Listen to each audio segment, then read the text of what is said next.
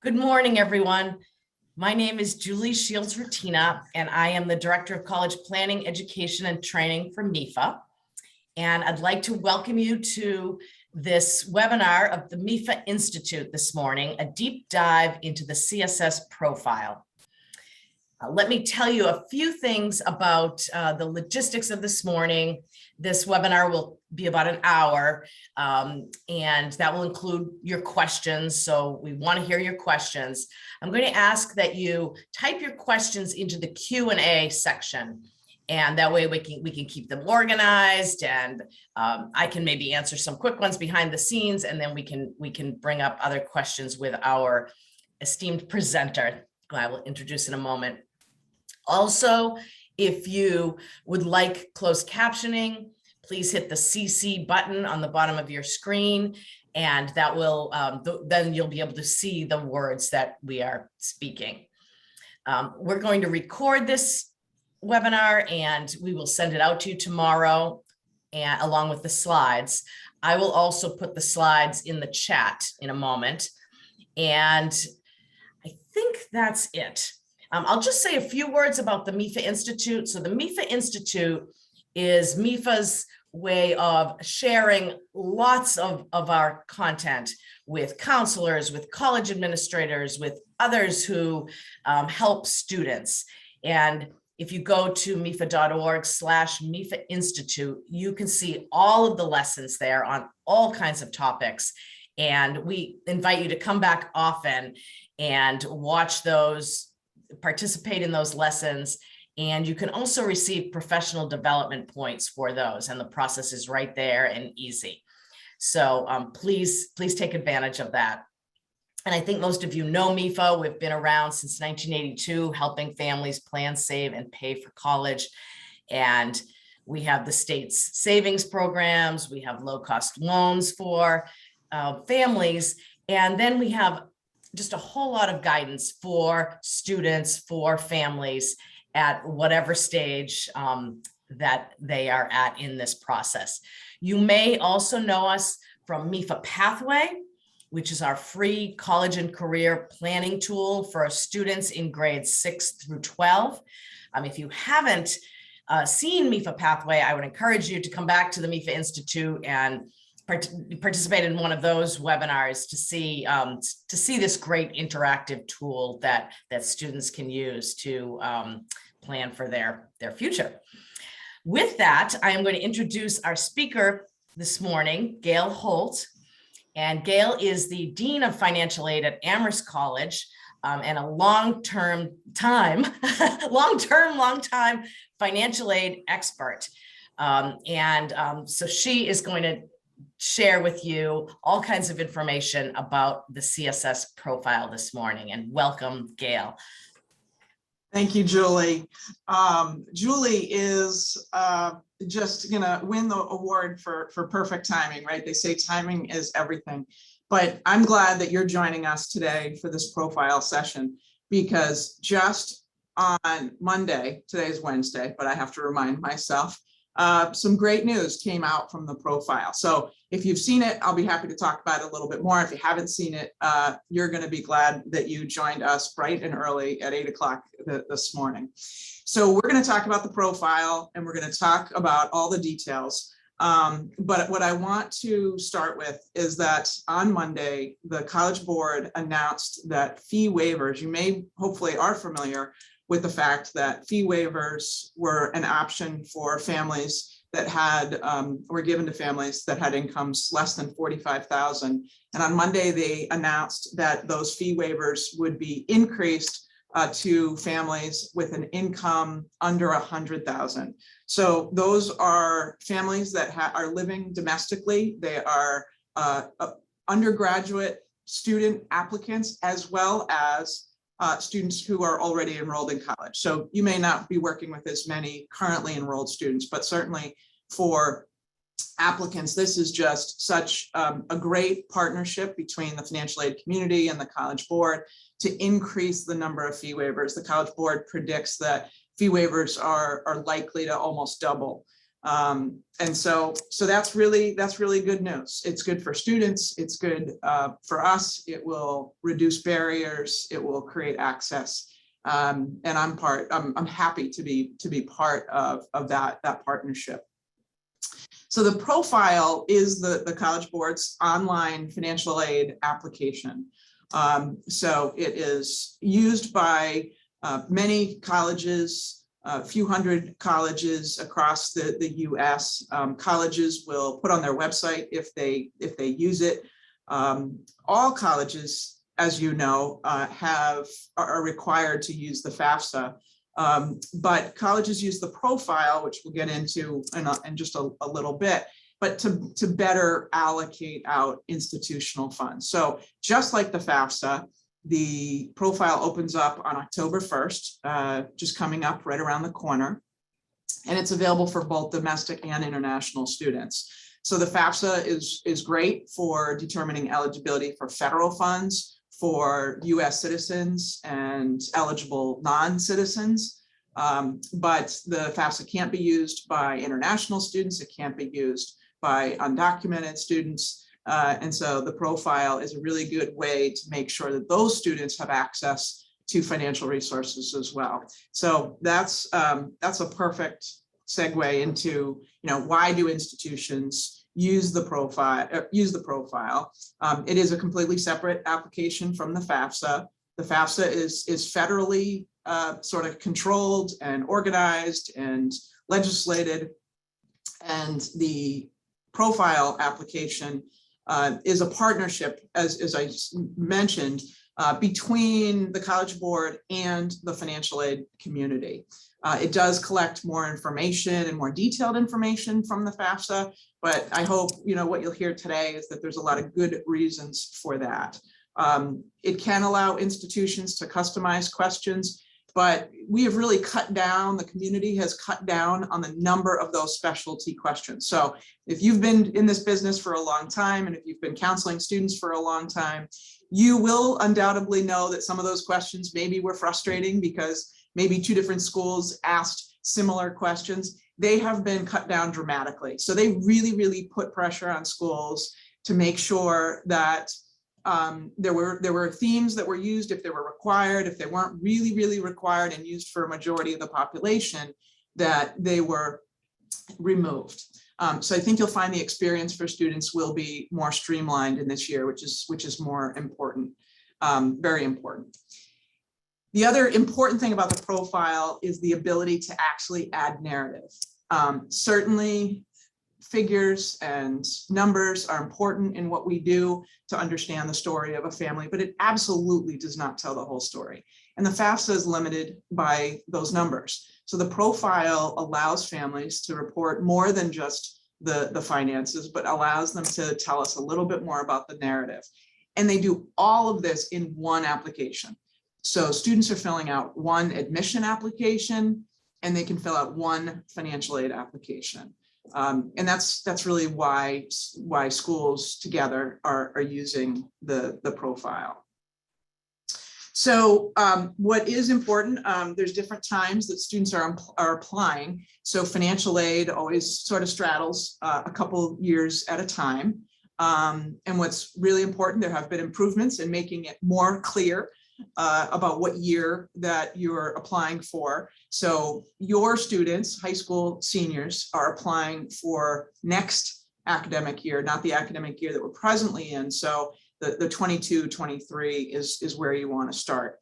You can always check from here colleges that require a profile, but as I said, each college is going to list on their website what they require as well. And so there's lots of information here. If you'd like to read up more about those fee waivers that I just mentioned, right on the website, just go to cssprofile.org. You can click on that fee waiver section, and you're going to get all of the detail about that announcement, which is just fabulous. The profile, unlike the FAFSA, the profile does collect financial information from both biological parents and their spouses in most cases. So when families are divorced or separated, there's a lot of variation there. So I really want to highlight, and I'll probably mention it again as well, because I think it's so important, that, you know, if families are intact and, you know, have relationships with each other, then both parents will be filling out the profile. That there's one application, but each parent will be submitting information. It's good to start with the custodial parent or the parent that the student lives with, really to determine if the colleges that the student is applying to and using the profile for will ask for information from that non-custodial parent. So that's, you know, start there. But we'll also get into, you know, the very real instance when students do not have contact with that other parent. And there is always the option to ask schools to waive or, well, to waive that information. So we'll get into that, but there's lots of information on the profile site as well about that. So these additional resources are on the site. So it helps maybe, you know, printing this information or providing it in terms of how to create a parent account. The waiver request, which I just alluded to, is right here. So this is a waiver request that is, again, it's one request. It's not trying to interpret what each different school is asking for in different lexicon. And so it's, I think, helpful to just fill it out once. This is a hard process. There's a lot of emotions that go when families are not intact. And it can be hard for all of the individuals involved. So if they can just, you know, fill it out once and then send it to schools, hopefully that enables us, you know, to serve students fully. The fee waivers document, there's a whole Q&A. So if you want to print that out and you want to share that out with your students now, we want students to know about that fee waiver as early as possible. So, you know, we don't want people questioning or wondering. One of the enhancements is that if you qualify, the profile is trying to share with students as early as possible that they qualify for a fee waiver. So for instance, if a family qualifies for a means tested benefit, as soon as they answer the questions about that means tested benefit, there's going to be a message that pops up that says you qualify for a fee waiver. On the income side, you do need to go through the income questions and kind of the whole application in order for that to be determined. But, you know, that will be present at the end. It'll show the amount, it'll show the number of schools, and then it will show the credit for the waiver and say, you know, you don't have to pay anything. Another, you know, if you want to see kind of broadly the institutions that are using profile, this is another way on the College Board, on the profile site, where you can see all the school codes for the institutions, you can see their name, you can see who do they use the profile for. Do they only use it for their domestic students? Do they also use it for international students? Do they also require the non-custodial information? So as a school counselor, you may find this page and information really helpful. So students can sign in if they already have a College Board account. Parents can create a new account with their information.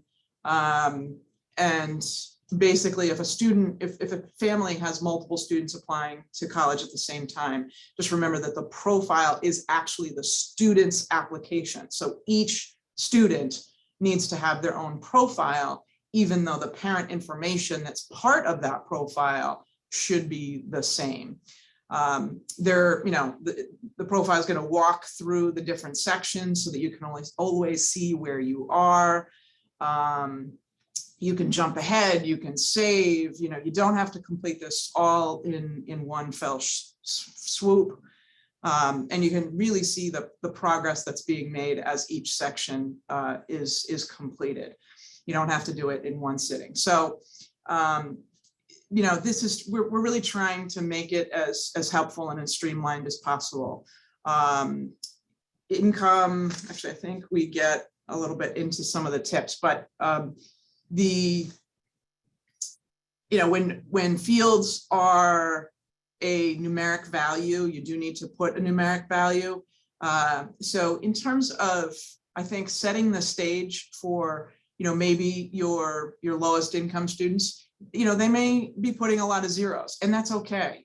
Hopefully that will keep the application moving. But the whole point of the profile is that we're trying to distribute institutional resources as far as we can, so that the socioeconomic breadth of families that benefit by submitting the profile is huge. And so the complexity is really going to vary. So for a low-income student that doesn't have a lot of resources, the application should go pretty quickly. They're going to use a lot of zeros, and that's okay. But for a family where the profile is actually longer and more complex, it's usually because their financial situation is more complex. And it is probably generally, healthier. And when it's not healthier, they have the opportunity to share that information. But no matter who you are, where you are, resources are finite. And, we want to make sure that we can get those resources distributed as equitably as possible, that we have as much as possible for the students that need it, and that we're able to spread that out as high as we can go, up the income spectrum. There is skip logic in the profile, so that will also be helpful to students. And as I said, if it's not a numeric question, then you can leave, the question, the field should be left blank if it doesn't apply. So I think some of those general tips to students may help to alleviate some of the concern. So parent information, you're going to include, families are going to include all parents. And really that's just to make sure that there's nothing missed to make, that would hold an application up. So sometimes it's not that every single piece of information is going to be directly impacting eligibility, but it is about making sure that we have all the information, or we know what should or should not be present. So unlike the FAFSA, you remember that the FAFSA legal guardians are not reported. On the profile, legal guardians should be reported as parents. As I've already said and alluded to, not every college requires non-custodial parent information. So you do want to kind of check either the school's website or the earlier lists that would denote that.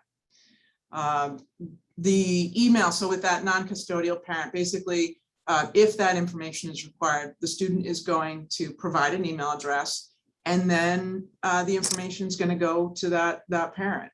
And there's a dashboard, and it is the student can follow up with the non-custodial parent to make sure that information is completed.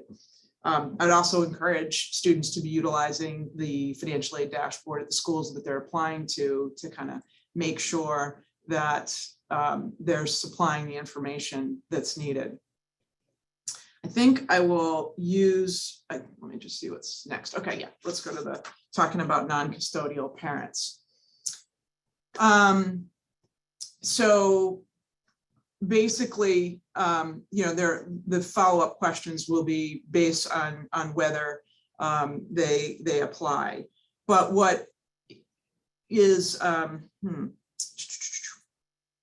what I want to highlight though is if there's no contact with one of the new enhancements, is that if there's no contact with the parents, with the non-custodial parent, then there won't be follow-up. There won't be a request for that information. And so I do hope that helps students. Now, what institutions are going to have to do is when they receive that information, they're going to have to decide, what they're doing with it. So it is possible that students could hear from schools asking for maybe some additional information if that non-custodial, if the information about the non-custodial parent is listed as no contact. Because this is new, I don't exactly know the behavior of colleges and universities, but this was developed, in concert with information from colleges and universities. So it's probably likely that most schools, will just kind of, go with that no contact and proceed without that information.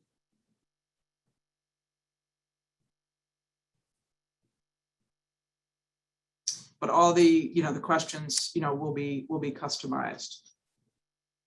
So what happens is that the parents will be, the non-custodial parents will be creating their account and then adding to the profile. They're going to use that same website. They're going to log in, and they're going to, create the student account with their parent information. The student information was already part of the main application, so they're just adding their information to it. And what I think it is helpful, what we've heard, is that it's helpful probably to share those instructions, or at least make them available to students to maybe provide to the parent in terms of how to set up that account. And non-custodial parents can also, still use the fee payment, can use a fee payment code if a student is giving, if the student has that, so that's good.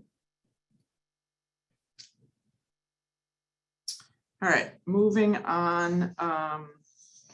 Okay. So general information about what's on the profile is fairly consistent in terms of the general information on the FAFSA. You need to report where this information is being sent. The income information that's going to be used for the 22-23 academic year is the 2020 income. So I know that we're in, 21, and we're heading into 22, but in order to make it manageable for students to complete, we're trying to use information that families have readily accessible. So they should have their 2020 income, tax return. Generally it should have been completed already, so they should have that available. Even the projected income questions have gotten better. So you may remember that in the past you had to report, what's your income going to be in 21? What's it going to be in 22?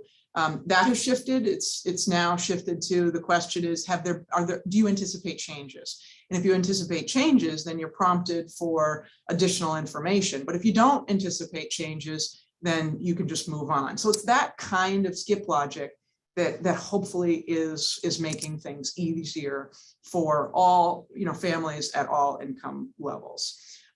Student assets and parent assets, that's still part of the application. Household information, where the student is attending, any siblings are attending college is part of it. So that remains consistent.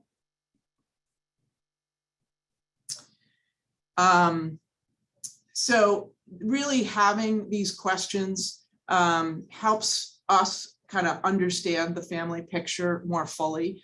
Understanding and having a number just on the adjusted gross income doesn't always give us enough information about a family's financial situation.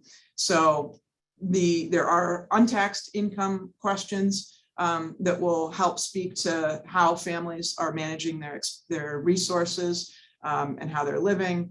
The asset questions, unlike the FAFSA, the primary home is part of the application, the value and all of the debt of that primary home. So that would be the primary mortgage plus any home equity loans. So not line of credit, but money that has already been borrowed against the home.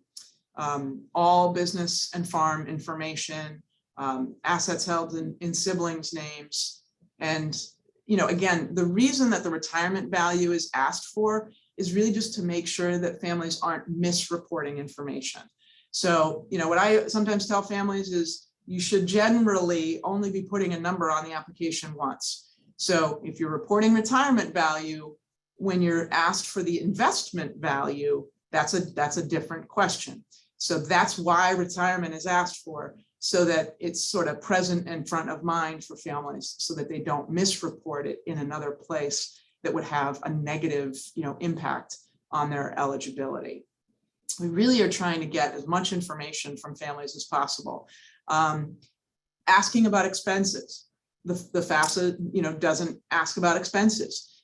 So medical and dental expenses, elementary and secondary school expenses, loan payments, those are all questions that schools are asking for to reduce the family contribution, to better understand families' financial circumstances. So I know that the number of questions can be intimidating, and it can seem really intrusive. And I get that asking all these financial questions can seem intrusive to families, but we're actually trying to get the resources to the right people. So by asking these questions, it gives us, a more clear picture of what the family is experiencing and how financial aid can support that family. The ages of siblings, you may say, why do you care how old siblings are?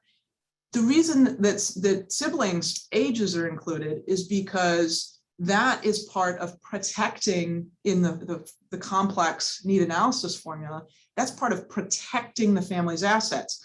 So if you have an older child, you should, you're being given credit for saving for a longer period of time. So if you've been saving for 16 years of a sibling's life, then your assets are going to be protected longer. If you've got a 2-year-old, you have more time to prepare for college for that 2-year-old. And so the consideration of assets is going to be different. So it's things like that that, people worry about, why are all these questions asked, but they really are there for the benefit of making sure that we fully are helping families to the greatest extent possible. Private scholarships, making sure that when we offer a financial aid award, it includes the private scholarship up front. So who wants to be offering a financial aid package and then find out after the student's already accepted and after the student's already come back, oh yeah, I have that $5,000 scholarship, and then you have to revise the award. We want as much information as possible to give the best first offer of financial aid. The special circumstances, anything that doesn't fit in those financial questions, we want to know about. So here are some examples of that. They can add the text as they go, or they can add it at the end. And again, those supplemental questions, they may be very important and specific to that institution, but they have been reduced significantly. So here's where we talk about the fees. So people that do not qualify for the fee waiver, the first application is $25, and each additional school report is $16. And the same with the non-custodial parents. But this expanded fee waiver policy, it is going to make, more students are going to be eligible. More first generation students are going to be eligible for fee waivers. I think that's predicted to go up to about, I think it's like 80% of first generation students should qualify. The undocumented and DACA students, that's also predicted to be about 90% of those students are going to qualify for fee waivers. So again, this is really about serving students. So I got a little ahead of myself because I'm so excited about these announcements, but here's the in-print version of the new circumstances. So independent students will qualify for these fee waivers. And as I said, entering students, transfer students, returning students. The key here is that the parents have to live in the United States. So I assume that that's generally probably all the students that you're working with, but that is an important piece. It's still currently, the fee waiver is not available for international students. I would say that many institutions are trying to find ways to serve international students who the fee is cost prohibitive. At Amherst College, we're this year going to be moving away from fee payment codes, which is another option that schools can buy codes and give those codes out to students. But we are going to be offering up a downloadable application that students can complete. And hopefully that makes it a little bit more accessible as well than the online, or equally as accessible, and then upload that application back on our student portal. The fee waivers, when in the past, the recent past, fee waivers have been eligible for applied to an unlimited number of schools, and that will continue. Again, if you've been in this work for a while, you may remember that there used to be a limit. So, there's definitely iterative increases in making sure that the application becomes more and more accessible to students. The fee payment codes, schools can purchase, secondary schools can purchase and can give those out to students. The entity that has purchased the, I guess, sort of held the fee payment codes, you're not actually charged for that fee payment code until it's used by the student that it's been given to. So if it's not used, you don't have to worry about it, costing money up front. It's always important to review the profile and make sure it's accurate, and then you'll get the information. The applicant will get the information about the fee. Now, here's something that I want to also highlight, and actually this is on a future slide too, is what happens if you submit the profile and then make a mistake. So let me just go. This is also new. And I can go back to that dashboard in a second slide. But this new ability for students to make corrections one time per application, if there's really a need to make a correction, they can do that. And here are some examples of when that would occur. So it's not every question that you can correct. It is some very specific things. It's been tailored to match with things that we as financial aid folks see regularly. So we see someone coming in as an independent student because the parent was answering the questions and thinking that a student question applied to them. What is the birth date, and the parent puts their birth date instead of the student's birth date, or the parent answers the question, is the child at risk of homelessness, when maybe it's just that in theory the parent could kick them out at any time. I don't really know sometimes what the thinking is behind that mistake, but sometimes families forget that they own a business or a farm, and so they can do that online. But that has to be after they complete it. And then that information gets sent out to all, to the colleges that it was sent to. So before, the student had to write to each college and notate that. Let me go back. Whoops. Okay. So back to the dashboard.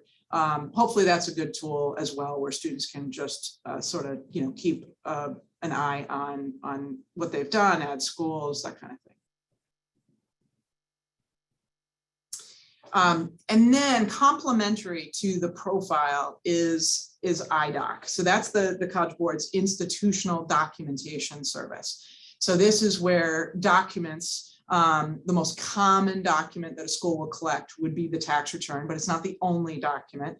And again, this is a way that students don't have to send these documents to each individual school. They just upload the documents right on the website, and then they get distributed to the school. It's really important to use IDOC because what happens is the information, especially the tax return information, gets, tax return information is getting electronically sent to the schools from the information they upload. So, I all the time have seen people say, well, why can't I just send the taxes to you? And while that sounds like a good sentiment, it's really some of those data elements that are being transferred are really important. And, I don't like to talk with families about sort of the administrative benefits of profile, but I think it's important for you to know, again, in the category of we all have finite resources, and you as school counselors know that better than anybody, because I'm sure you'd like to clone yourselves, 100 times over.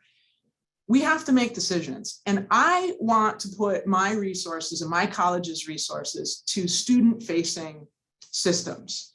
I don't want to put all my resources to back-end, services. And it's not that easy to stand up an application to a complex need analysis system. And, I know that because I've actually, tried to do it for some other reasons. You get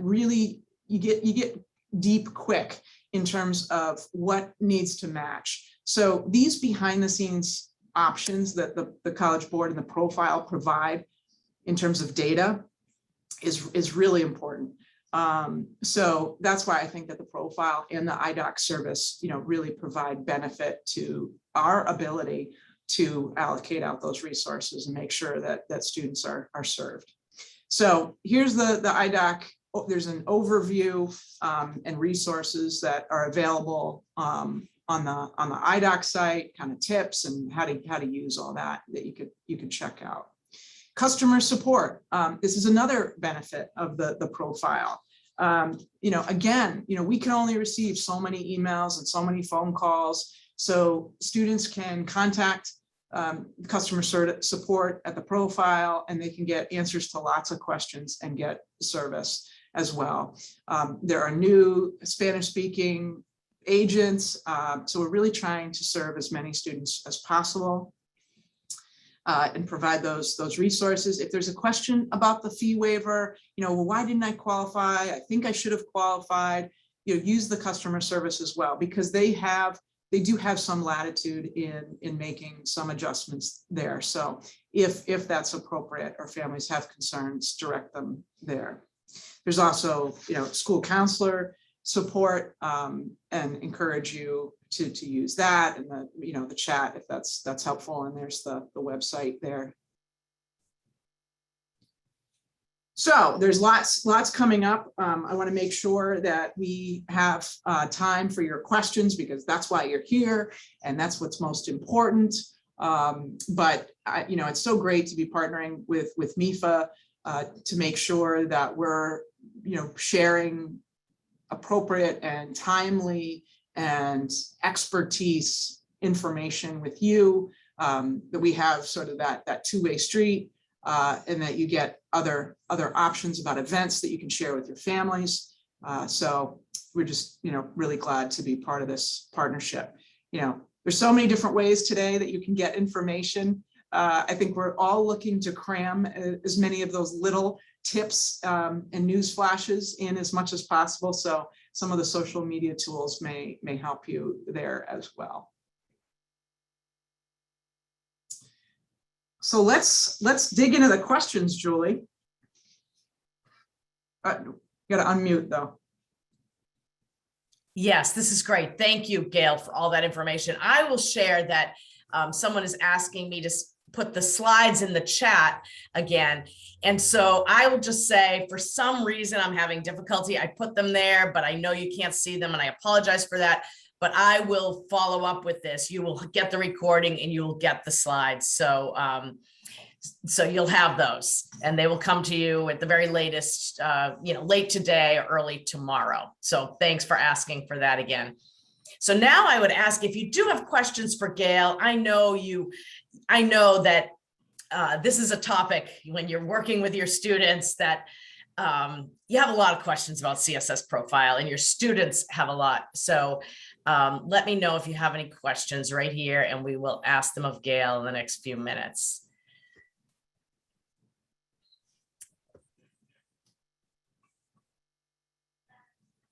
All right, let's see. I think, as we have, time over the next, months and year, we do want to hear your feedback. I want to hear your feedback about the student experience and what your families are experiencing with these changes. I think it's important, that we hold institutions accountable for when things can be better. But I also think it's important to recognize when we're all trying to make it better, and keep that feedback loop closed about, is it actually making things better? And should that be something we're striving for? We're not stopping. The College Board is not stopping. And when I say we, I mean financial aid offices. I'm not saying I'm part of the College Board, but we never stop with one enhancement. We're always looking for what's then the next thing that we can do. So fee waivers for the College Board are one component, but using technology to continue to make the profile better, that will continue as well. So the same with the FAFSA. They're trying to make that simpler. the data retrieval tool, that was something that was, 10 years in the making, but technology finally allowed it. So same with Profile. Technology is going to continue to advance the opportunities to make this process easier, simpler, faster, better. Julie. Thanks. Yeah, so we do have some questions. So can you, we have a little time. Could you say a few more words about IDOC? The question specifically says that it says you can't log in until you're notified by the College Board. When would that happen? Yeah, so the important thing about IDOC is it needed? So just like the non-custodial parent, the profile application has to be submitted before then the student and family can be prompted to add the information for IDOC. So you've got the chart that says what schools use IDOC, but each school has to go in to tell the College Board, well, what exactly do you want in IDOC?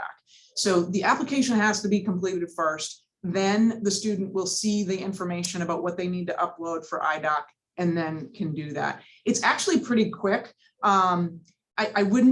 I think you can go into that dashboard within, I want to say it's like 24 hours, maybe it's even less than that, and you'll see that prompt. Now, there may also be email reminders, but you don't have to wait for the email reminders. And I would try to follow up on the IDOC as close to the profile application as possible. That's great. And I was so happy to see the enhancement of customer service for Profile being available in Spanish. That's so wonderful. So the question is the application also in Spanish? Can they complete the profile in Spanish? You know what, can you, I believe it is. Yeah. Can you help me out with that? Do you know that, Julie? I I believe it is, because that was. I think I saw that. Let me, we'll confirm that in that email tomorrow, but I think I saw that as well. So what I know is I know that on one of the early pages is a Spanish, button, and I think it's that Spanish button that would convert it, to Spanish. But and you know what? I'll go back to that slide while I ask you the next question, and we can share that or actually, you have the slides. But yes, I think in that first picture of the profile, it showed how you could click if you want it in Spanish. But we'll confirm when we send you the follow-up tomorrow. Thank you. Now here's a question. We have had families sell a house and show an unusual income for 1 year. This info should be explained. Should this info be explained under special circumstances, and then any other tips with something like that? yeah, I mean, I think it can never hurt to explain anything. I mean, in theory, if you've got equity in a home and then you sell the home and the equity is sitting in investments, the treatment of that asset is essentially the same, in theory. So I think, I guess the reality could be a little bit less, because maybe the equity was higher, and then with the actual cash out after all the expenses and things are paid is less. But it can't hurt. I mean, I've seen that before, where families are saying, well, the money's sitting in investments, but I'm going to be buying a new home soon. Well, then it's going to be equity still. So I think it just would, the only thing that it could impact is if there's sort of a cap on that equity or something, if the income is not, the family's income is really different from the amount of that equity that's available. That's great. And I was just looking at the page, and right in the corner of the cssprofile.org, maybe I'll share my screen where it says Spanish new. Do you want to take a look at that? Sure. Let me see if I can do that. I didn't want to give people, scrolling through all the slides. Yeah.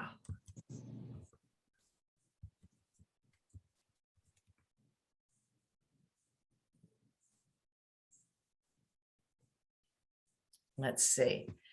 So I thought we could just.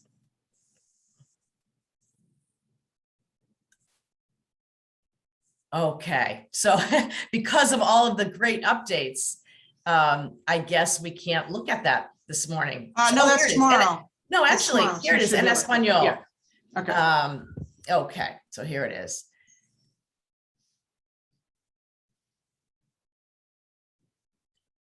So lots of good information, and let's see. Yeah, I think the problem is, Julie, you're probably gonna you'd have to like log into the application to see. Yeah, okay. That is actually a very good question. So, yeah, we certainly can clarify that. Perfect. Let's see, I have two more questions. Can counselors create a dummy account in order to see specific questions in order to best assist families? You shouldn't have to go to that great length. So there should be a resource that's sort of all the questions. And I'm trying to remember where I have accessed that in the past. I think on the resources, page, there's some information about the profile and kind of a PowerPoint. And so I would, encourage you to look at that first to see if sort of the questions are there. That's great. And I think that is it for questions. I just want to thank everyone for being here this morning and with your great questions. And as Gail said, as questions come up, there is a lot of help. And so MEFA is here to help you. You can always ask us your questions, and the colleges themselves, the financial aid offices themselves are an amazing resource for the students once the students are working with that specific college, especially. So thank you. And Gail, thank you so much for this. You're very welcome. Thank you for joining us so early. I know that it's not as early for you as school counselors, but I appreciate you taking the time as well. So have a great day. All right. You all too. Bye-bye.